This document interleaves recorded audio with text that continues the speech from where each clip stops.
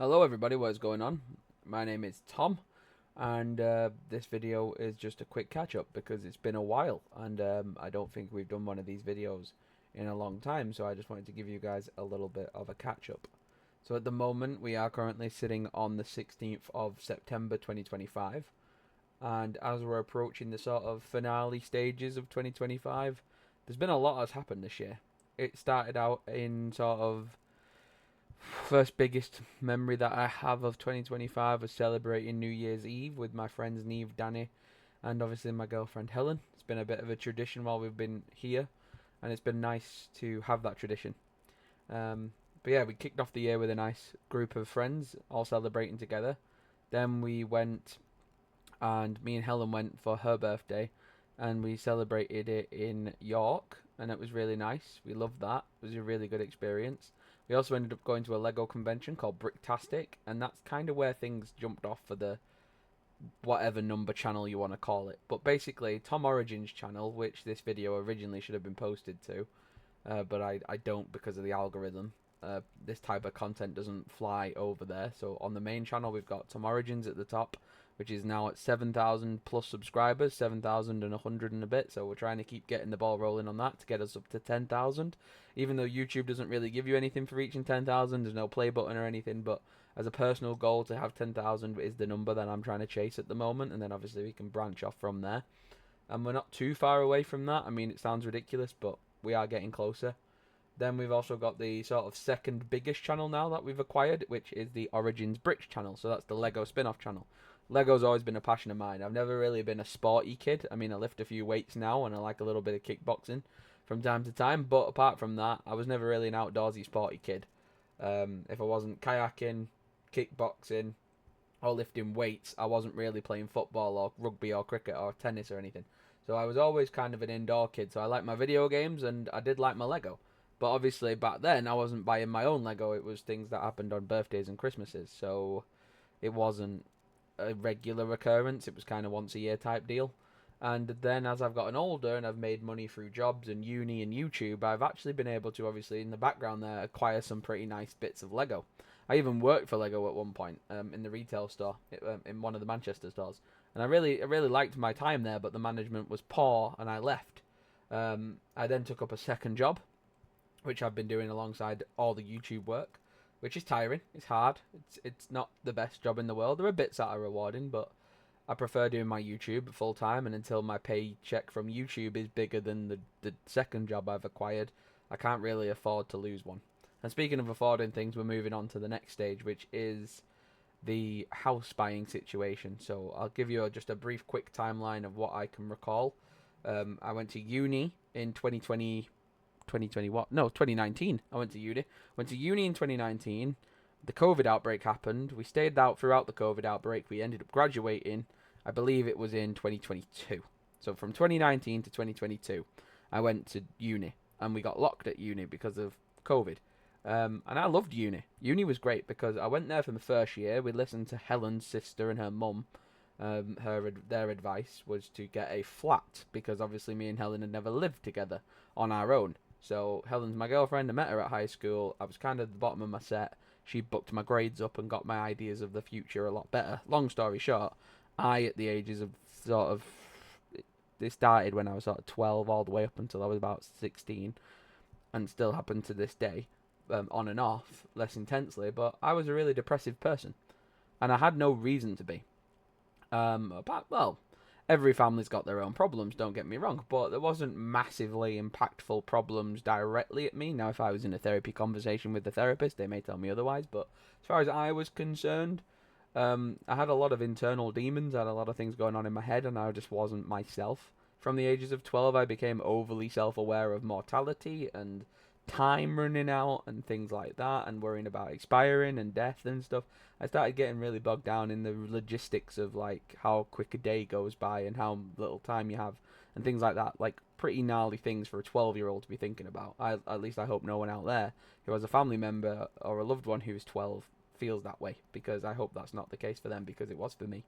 And again, I don't really know what triggered it, but I have got stories and events that I want to share later in my life when maybe not as many family members are alive. because I just wouldn't want to upset them. I mean, it doesn't involve them in any way, but I just wouldn't want to upset them. So I don't want to share that story until I'm able to feel confident to do that without upsetting too many people in my family. But basically, I just wasn't a healthy kid. I was really overweight. I was really bad with my diet. I was really unhealthy in my mind and my body. And then I was 17 and not long for this earth, and I just wanted to be done and finished. And then I met my partner, and it was a case of, I'm not a religious person. I've got no hate or shade or anything towards anyone who's religious, but it just wasn't my cup of tea. I did some digging and some researching into different religions, and I just couldn't find my sort of vibe. Basically, I couldn't find somewhere that I belonged. So I kind of just not. I wouldn't even call myself an atheist, but I was just kind of just my own thing, my own person.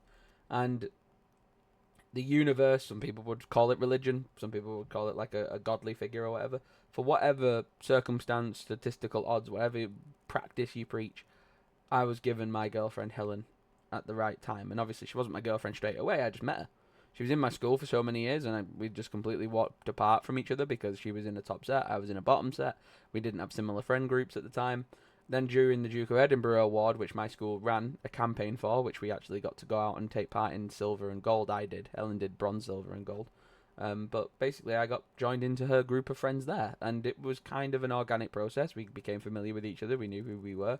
We actually properly met for the first time, and it was a nice experience. And then she and I went on a geography GCSE trip to Iceland, the country, not the supermarket, and as I like to say. And we had a great time there, and it was really good, and we got to kind of know each other a little bit better there, and then came back from that trip, and we kind of had a chat with each other, and it built from text messages to phone calls to back and forths, and then eventually I've now jumped 8 years, and I'm here. And she's been my partner for 8 years, and I want to get engaged to her, I want to get married to her. This is no surprise to her, but I owe my life. I owe my life to her in a massive way, and I think even her, even Helen, sometimes doesn't understand that. But I mean, how can you understand that? It's quite a weighty concept to really get behind. It's quite difficult to examine, but it's very true. The person who I met 8 years ago is not the same person who she is today. She's so much more now because of how we've developed and aged together. Like, we went from being young adults to being teenagers to being adults. We were the first person, together we were the first. I'm Helen's first ever partner, and like she says, hopefully her last ever partner. So I must be doing something right. And I don't find myself getting on very well with stereotypical men because I'm not of that same cut of the cloth as them, I guess. I'm not really into drinking beers. I'll have what I have, which is like sort of random alcoholic, not binges, but random alcoholic drinks. So not really any name brand stuff apart from maybe hooch. I used to drink a lot of WKD as a kid, as a teenager, and a lot of ciders and stuff, but that didn't make me feel too good. Hooch is kind of my alcohol of choice, but I got into that, like I said, later in life. I'm not like a big go to the pub and drink pints and stuff like that, watch the football or things like that. I'm not really that kind of guy, but all power to them. I'm not stopping them. I love what they do, but unfortunately for myself, I'm just not of that same category. So I think Helen doesn't like those types of men anyway. So I think that kind of works. I think that's why she's a bit peculiar. I'm a bit peculiar. It kind of worked in that way, and we kind of found each other at the right times. And she got me on the straight and narrow. Like, don't get me wrong, I wasn't like a really dangerous or bad kid, but she cleaned me up a lot. She got my brain in gear. She told me things differently to how my teachers and my peers would sometimes talk to me. Like, I wasn't stupid. I wasn't meant for the back of the class. I wasn't meant to be an underachiever. I could achieve.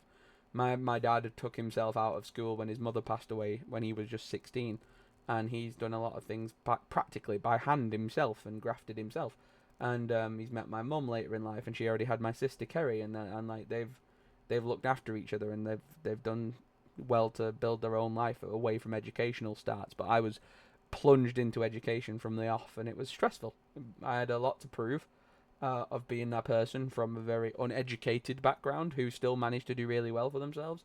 I wasn't. I didn't have any of that to show for it, so I had to get into education and go for it and be the first of my kind in my family to kind of get through all the stages of the academic stuff. And to a lot of you, that should be normal. Like, your mum and dad's probably went through school and stuff, and that should be normal for you to do, but it wasn't normal for me. It was very different. Like, it was just a different setup, I guess. But I got to do my GCSEs, and I did well in them, and I got to do my A levels, and I got an unconditional offer before my A levels, which meant regardless of the grades, I was going into a uni because I applied and they loved me, so they just took me on with an unconditional offer.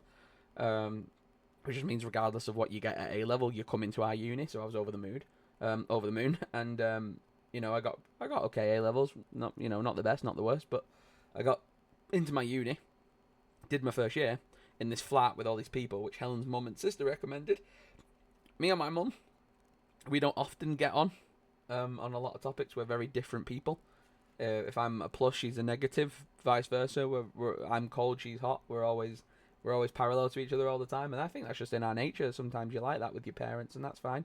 But even she agreed with me. This is a rare occasion because it doesn't happen often. But she actually agreed with me in the first year of uni. We should have moved into a house together or a flat together, not with random others. But we listened to Helen's mum and sister, and we moved in with random others, and we got what we expected. We hated it. It was awful. These random 5 strangers were party animals and living it large and that type of stuff. They weren't our cup of tea. They weren't like Danny and Neve or Todd or people that I've grown up with and I love, and then they weren't like them. They were completely different, which I guess is part of our uni, but we didn't have the best time in the first year with those people. But when we were away from those people and we met people on our courses, we met our uni friend Charlotte, who was in Huddersfield with us, and Kez and Anya and Chloe and all these other people. We were meeting Millie and all, just loads of people. Charlotte, Booth, and then we met Thea. We met so many people. Ruby. We met loads of people. I name you all my uni people because they were really good groups. They were really nice people, and they were always really kind people to me and Helen. So we had no reason to not like them.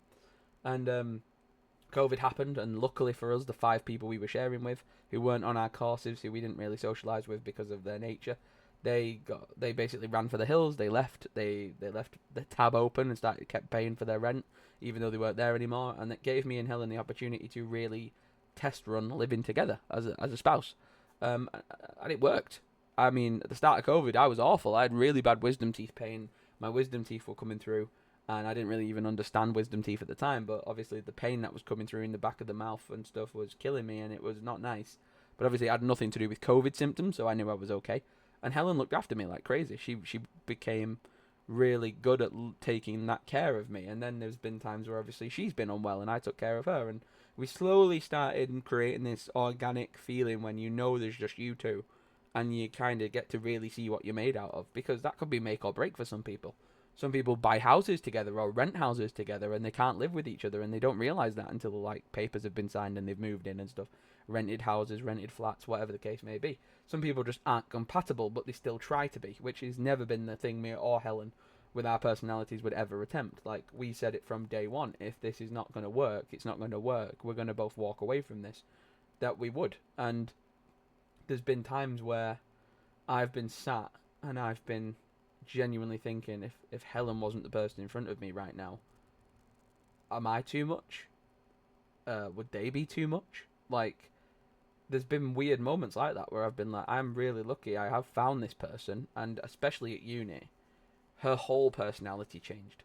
Helen and mine, I became much more calmer, a much more relaxed and happier person, and Helen became a person who I'd never seen before. She was really homely, she was really warm, she was really charismatic. She had this whole different side to her that I'd not seen in that part of our relationship, those first small years. And people call those the honeymoon phases, but I never really saw much of that side of Helen until we moved in together.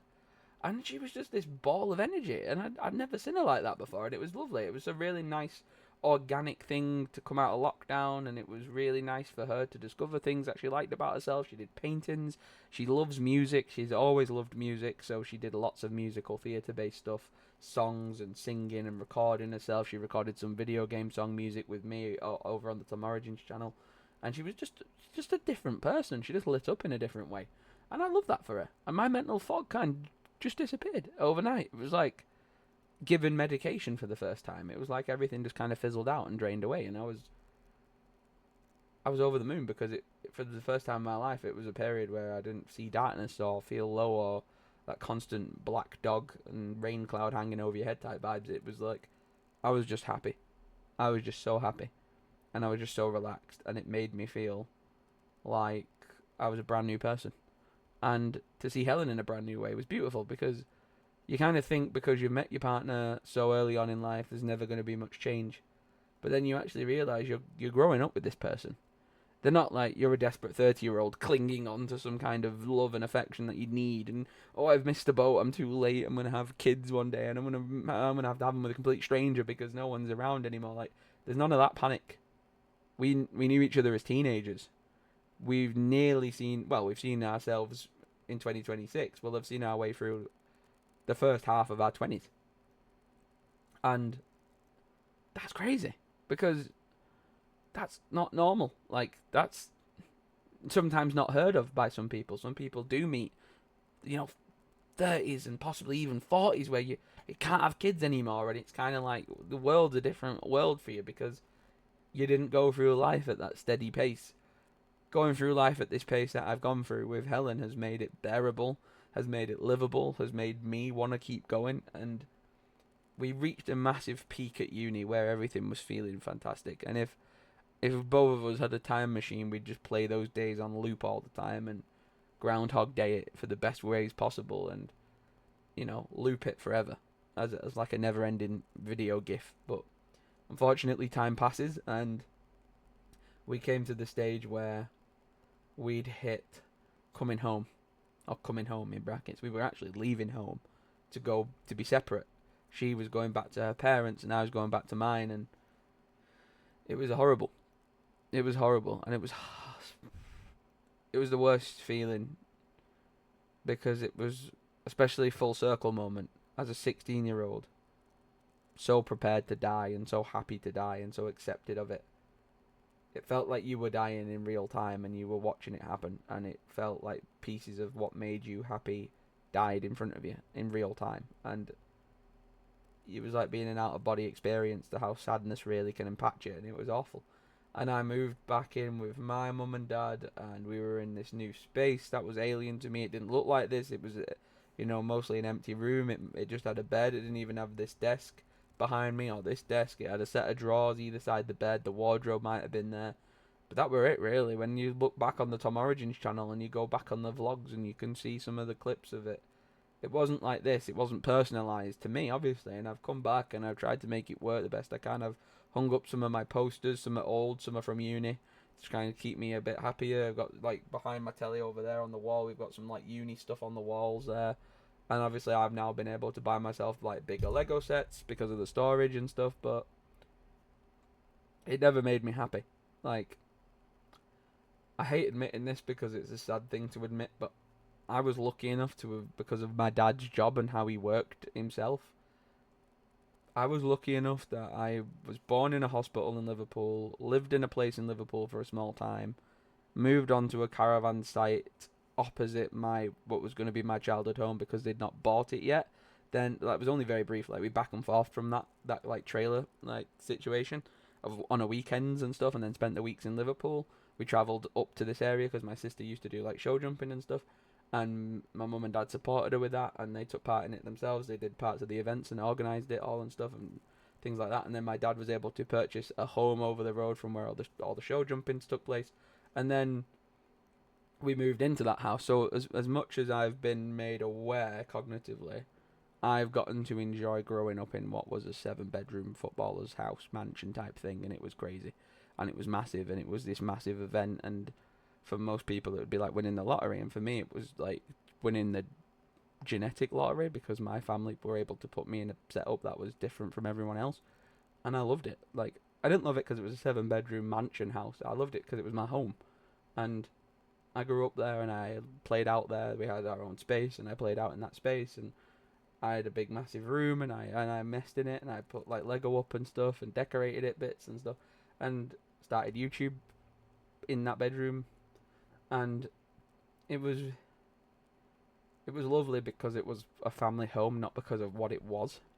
And then obviously I made my own family home when I moved to uni. I made my own family home, with my partner, and it kind of felt like I'd progressed so far, and then when uni finished, we kind of plummeted and regressed, and I just kind of got into this big whirlpool of negative again, and I feel it crawling up. I had childhood best friends, Todd, who took me to invite me out into Manchester, and we'd go to the Trafford Centre and we'd watch movies. Then I had like my sixth form friends, which were Neve and Danny and Lillian, and they took me to places and would take me. We'd go and watch the planes at Manchester Airport. We'd go and have drinks in the bars. We'd go to Brewdog and karaoke and pub quizzes in Manchester again. And then Charlotte from Huddersfield from the uni. Theme parks and escape rooms and Leeds and all this kind of explorationary stuff as well. And then I'd visit my sister down in London and my nephews and my brother-in-law down there, and we'd go on holiday sometimes, and we'd try our best to try and perk me up. And it's because of the help from those people that this Tom is still here now. Because obviously Helen found me as a teenager and got me to this point. But then so many of the people we just listed, and a lot more as well, kept me going and kept me ploughing through.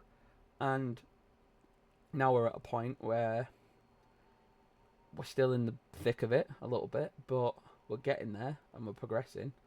And now the next stages are house purchasing and getting to that stage of buying freedom and buying our own home.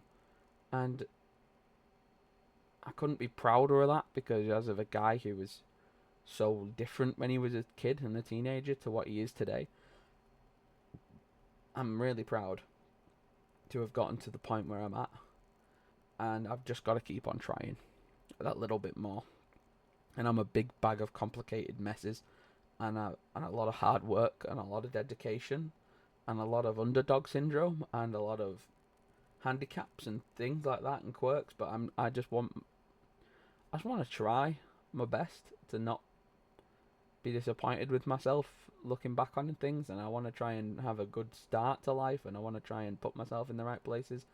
And I feel like sometimes I'm trying to do the best I can, and then sometimes I'm like dogging on myself, and I think that's quite normal. I think a lot of us do that. I think a lot of us probably feel really high, really low, and then have to keep going. And I think that's quite normal. It's universal. And I think we shouldn't romanticize it or, gratify it, but I think we should understand it. It's okay. It's okay to feel good some days, and it's good to feel great and amazing, and it's equally okay to feel shit and rubbish. As long as you keep going. As long as you keep on trying. Keep on heading for the thing you want the most, and try and keep your goals realistic and small. Like getting things done throughout the day, and then getting some things done throughout your week, and then maybe your month. And then by next month, do the same again, and same again. Eventually, you've done it for a year, and then... Because that's the timeline. Like, 2022, I graduated from uni. It's now 2025, and since 2022 to 2025, I know it's only 3 years, but it feels like an eternity. But it's not an eternity. It's only been 3 years. And if I could have left uni in 2022 and end up putting an offer in for a house in 2025... I think most people would think that's a really good job, well done. Maybe I am just too harsh on myself, but, I know what's going to make me happy because I had a chance at it, and I just want to get that back. And it's a good thing I've got someone like Helen, because she's trying to do the same. And it's not a job you can do by yourself. I know people have done it. I know people have left homes at much younger ages and made something of themselves by themselves, and that's all power to you.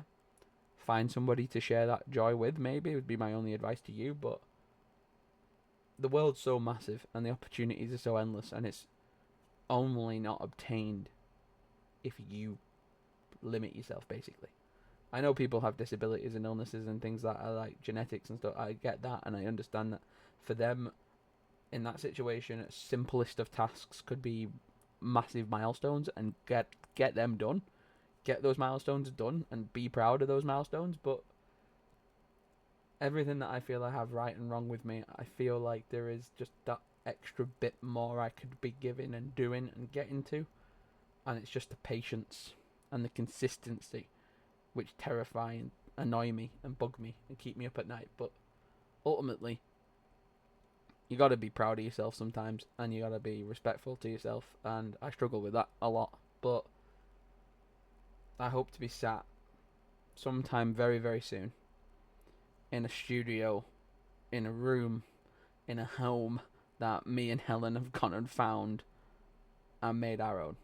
And a different Tom could be sat here staring at the camera saying, we made it.